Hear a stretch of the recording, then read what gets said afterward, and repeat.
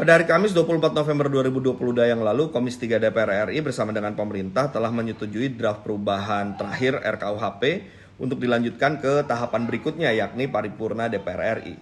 Saya memahami begitu banyaknya masyarakat yang mengawal, mengawasi, mengkritik, dan memiliki banyak pertanyaan terhadap substansi dan proses pembahasan RKUHP ini. Saya akan coba jelaskan secara singkat dan padat mengapa akhirnya Komisi 3 DPR dan pemerintah sampai pada keputusan untuk memberikan persetujuannya dan akan mengesahkan RKUHP ini menjadi undang-undang. RKUHP ini telah dibahas melalui proses yang panjang. Perlu kita ketahui bahwa pembahasan mendalam di DPR bersama pemerintah telah dilakukan secara maraton dan disetujui di Komisi 3 di tingkat satunya pada masa DPR periode yang lalu, yaitu periode 2014-2019. Saat itu saya belum menjadi anggota DPR. Namun karena terdapat gelombang protes yang besar, pengesahan di tingkat 2 di paripurna DPR akhirnya harus ditunda. Lalu RKUHP tersebut dijadikan RUU carryover atau RUU operan yang akan dibahas pada periode selanjutnya, yakni periode di mana saya telah menjadi anggota DPR periode 2019-2024 ini.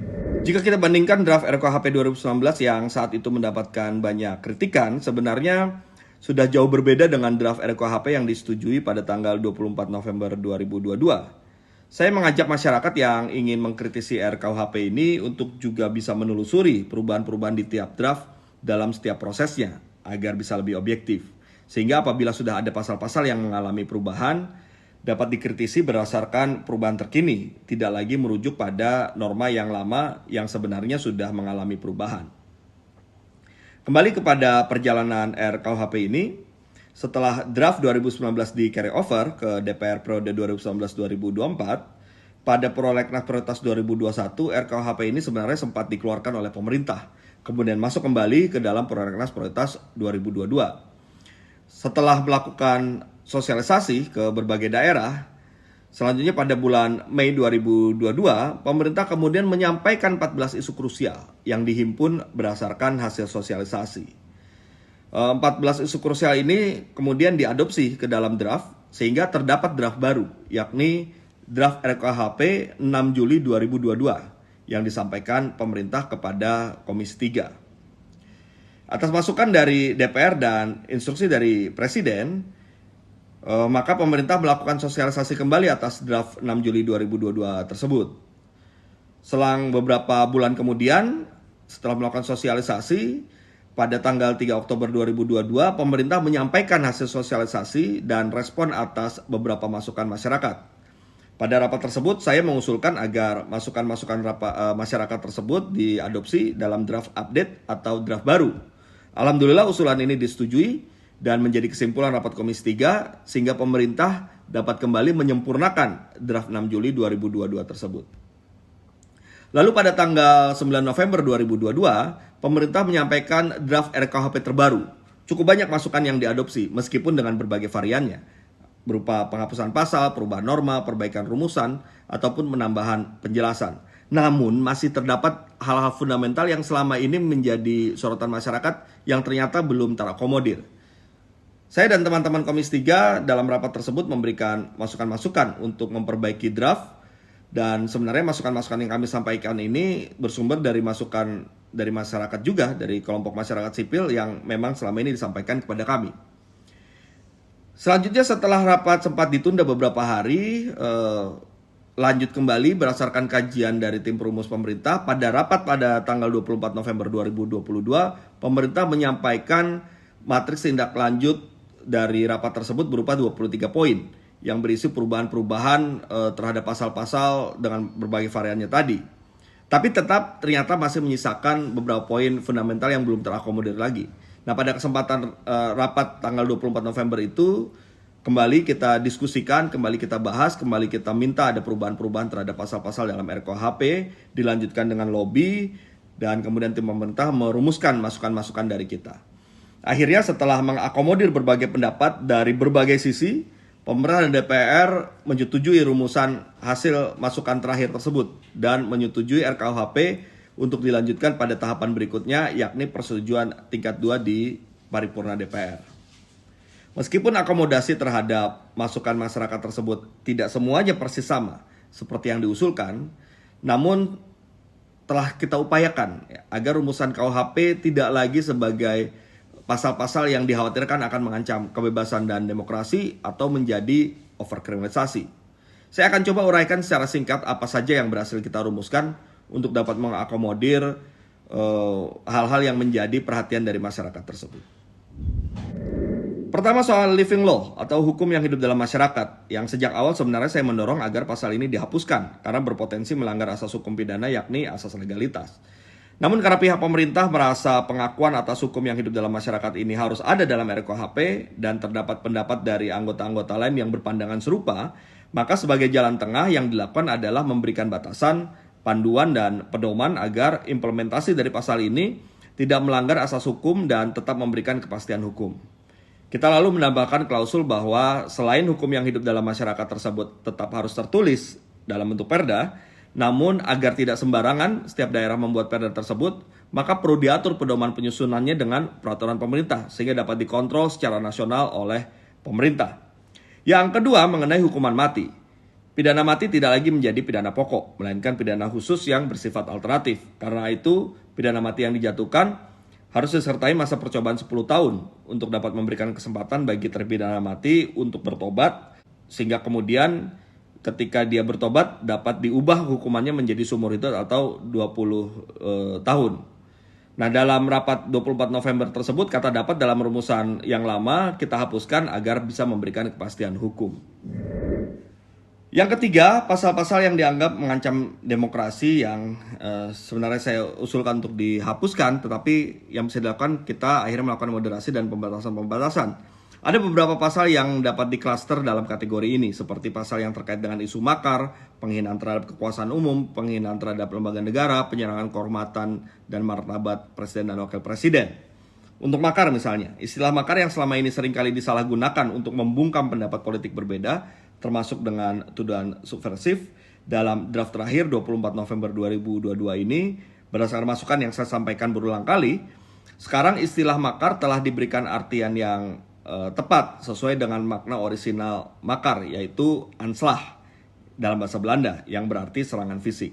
Sehingga rumusan makar yang baru dalam pasal tersebut disebutkan sebagai niat untuk melakukan serangan yang telah diwujudkan dengan persiapan.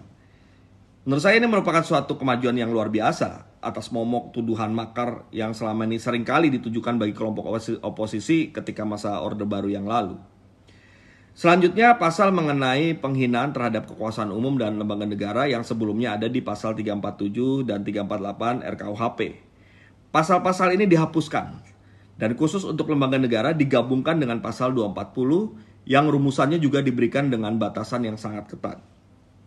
Pasal 240 ini diketatkan menjadi rumusannya setiap orang yang di muka umum dengan lisan atau tulisan menghina pemerintah atau lembaga negara dipidana dengan pidana penjara paling lama 1 tahun 6 bulan atau pidana denda paling banyak kategori 2. Ayat berikutnya, jika berakibat terjadinya kerusuhan dipidana paling lama 3 tahun atau pidana denda paling lama kategori 4. Kemudian dengan penambahan pasal kita jadikan pasal ini sebagai delik aduan. Sehingga tidak sembarangan orang bisa membuat aduan. Polisi tidak bisa membuat aduan. Orang biasa tidak bisa membuat aduan. Yang bisa membuat aduan dalam ayat berikutnya kita buat menjadi hanya pimpinan lembaganya saja yang bisa membuat aduan tertulis. Saya memberikan contoh misalnya ada suatu perbuatan yang dianggap menghina lembaga Mahkamah Agung. Ya. Dengan rumusan pasal ini yang bisa membuat aduan tertulis hanya ketua Mahkamah Agungnya saja. Ya. Tidak bisa hakim agung, panitera, pejabat MA atau siapapun membuat aduan ini. Ya. Nah tentunya dengan pembatasan ini tidak mungkin ketua MA dengan gegabah atau seringkali dia setiap ada satu perbuatan tertentu dia lapor lagi. Ini adalah satu upaya untuk kita mengetatkan tetap ada pasalnya tapi tidak mudah untuk diterapkan. Pasal ini juga diberikan penjelasan tambahan yakni yang dimaksud penghina adalah merendahkan atau merusak kehormatan termasuk menista atau memfitnah. Ini diberikan penjelasan agar pembuktiannya bisa lebih objektif nantinya. Kemudian diberikan juga penjelasan mengenai bedanya dengan kritik seperti apa, serta bagaimana pasal ini tetap melindungi demokrasi. Itu semua ada di dalam penjelasan pasal 240 ini. Selanjutnya pasal mengenai penyerangan kehormatan, harkat dan martabat Presiden Wakil Presiden. Saya sejak awal juga meminta pasal ini dihapuskan. Karena memang pasal serupa telah dibatalkan oleh Mahkamah Konstitusi, yaitu pasal 134 KUHP. Tetapi pemerintah menganggap bahwa pasal ini harus tetap ada, karena menurut pemerintah rumusannya berbeda. Dan perbedaan terletak bahwa pasal ini bukan delik penghinaan, melainkan delik menyerang kehormatan, harkat dan martabat Presiden Wakil Presiden. Kemudian pasal ini bukan delik biasa, melainkan delik aduan, sehingga hanya Presiden Wakil Presiden langsunglah yang dapat mengadukannya ke polisi apabila ada perbuatan-perbuatan yang dianggap melanggar pasal ini. Dan penjelasannya juga diberikan sedemikian rupa, sama seperti penjelasan yang ada di pasal 240 dengan penjelasan bahwa ini berbeda dengan kritik, ada persoalan pasal ini tetap harus menjaga nilai-nilai demokrasi dan sebagainya. Nah, dengan rumusan ini mudah-mudahan pasal ini tidak seseram seperti pasal-pasal yang selama ini pernah ada dalam KUHP yang sekarang ada, dan tentunya dengan batasan-batasan ini bisa lebih mengetatkan implementasinya ketika nanti pasal ini menjadi pasal yang ada di dalam KUHP kita yang baru. Keempat, terkait contempt of court, ada keberatan dari kalangan advokat. Yang kemudian dalam rumusan yang baru, pasal ini ditambahkan juga dalam penjelasannya perlindungan martabat selain hakim juga aparat penegak hukum, yang dalam artian yang kita pahami juga termasuk jaksa dan advokat. Kemudian terkait dengan publikasi persidangan, di dalam penjelasannya juga dijelaskan bahwa hal ini tidak akan mengurangi peran dari jurnalisme. Yang kelima, terkait dengan kohabitasi. Ada masukan dari kalangan gerakan perempuan dan pengusaha pariwisata yang mempertanyakan pasal tentang hidup bersama atau kohabitasi ini. Terdapat kekhawatiran bahwa pasal ini masuk terlalu jauh ke ranah privat. Terdapat beberapa pandangan di DPR maupun di pemerintah ya terkait dengan persoalan ini, dan akhirnya yang dilakukan adalah kembali mengambil jalan tengah. Bagaimana caranya? Ya, pasal ini diketatkan menjadi delik aduan dengan pengadunya terbatas pada istri atau suami bagi yang terikat perkawinan, atau orang tua dan atau anak ya bagi yang tidak terikat perkawinan, sehingga masyarakat umum tidak bisa menjadi pengadu. Nah, kemudian ketika ada kekhawatiran atas potensi tindakan yang berlebihan di daerah-daerah ya seperti penggerebekan, Satpol PP dan sebagainya, maka kita coba berikan pengaturan tambahan ya dengan penjelasan bahwa segala aturan perundang-undangan yang mengatur tentang kohabitasi ini harus dihapuskan ya, karena itu seluruh aturan yang terkait dengan ini mengacu pada RKUHP ini, yakni merupakan delik aduan dengan kewenangan pengadu yang terbatas sebagaimana yang dituangkan di dalam pasal baru di RKUHP ini. Yang keenam, mengenai aborsi. Usulan yang saya sampaikan agar mengubah batas waktu dari 12 minggu menjadi 14 minggu berdasarkan pedoman WHO telah disetujui, sehingga pasal tersebut pun juga diubah menjadi 14 minggu. Yang ketujuh, pengaturan tentang narkotika. Pasal narkotika ini awalnya juga kita minta keluarkan dari RKUHP karena Komisi 3 sedang membahas RUU narkotika dan akan membuat satu kebijakan baru mengenai kebijakan narkotika, yaitu dengan pendekatan rehabilitasi dan kesehatan, sehingga tidak sekedar persoalan narkotika dipandang sebagai persoalan hukum semata. Nah, karena pemerintah melihat bahwa ini tetap harus diatur, maka jalan tengah yang diambil adalah rumusan deliknya dikurangi dan kemudian ditambahkan satu pasal yang menjadi jembatan untuk kita nanti akan membahasnya di RUU narkotika. Yang kedelapan, rumusan terakhir dari RKUHP ini juga memberikan terobosan dalam hal kita mencabut pasal-pasal yang selama ini menjadi pasal bermasalah di Undang-Undang ITE. Ya.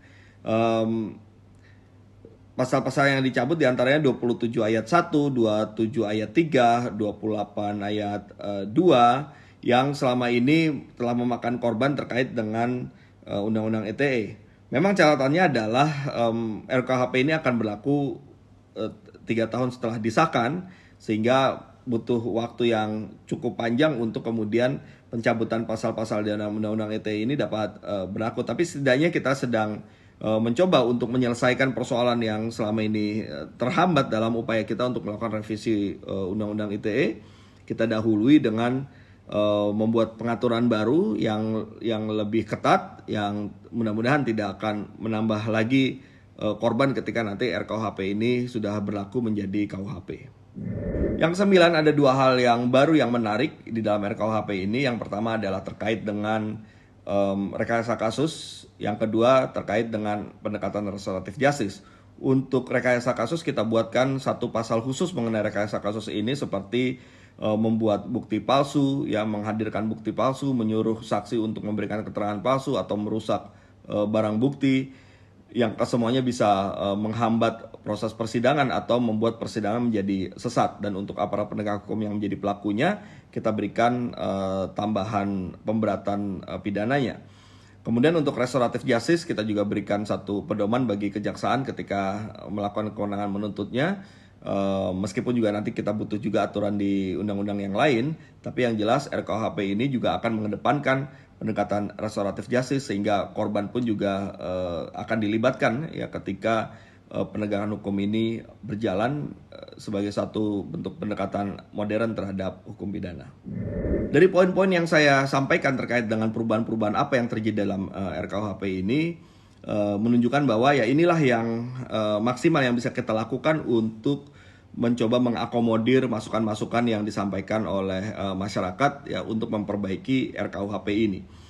Kalau kita bandingkan antara draft 2019 dengan draft yang terakhir tentu sudah sangat jauh berbeda ya.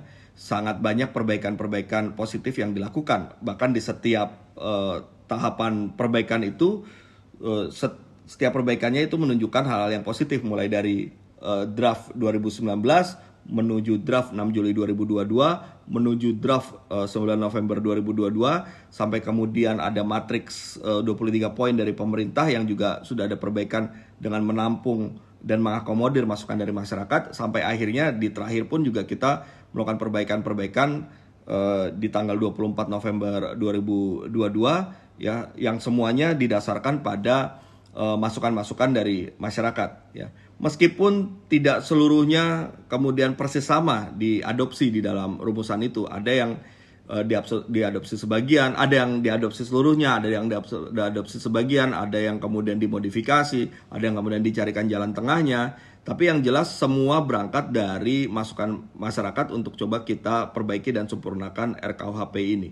Bagaimanapun pembentukan undang-undang itu adalah suatu proses politik ya, yang di dalamnya juga ada demokrasi juga, di mana kita harus mempertimbangkan, menghargai pendapat orang lain juga yang mungkin berbeda dengan apa yang kita perjuangkan, yang kadang-kadang kita harus juga mencari jalan agar semua pikiran-pikiran, pertarungan ide gagasan ini juga bisa tertampung semuanya, sehingga jalan tengah lah yang diambil. Memang harus saya akui banyak rumusan-rumusan yang kita hasilkan sampai pada rapat pembahasan terakhir tanggal 24 November 2022 ini berupa upaya untuk memberikan jalan tengah dari perbedaan-perbedaan pandangan yang ada.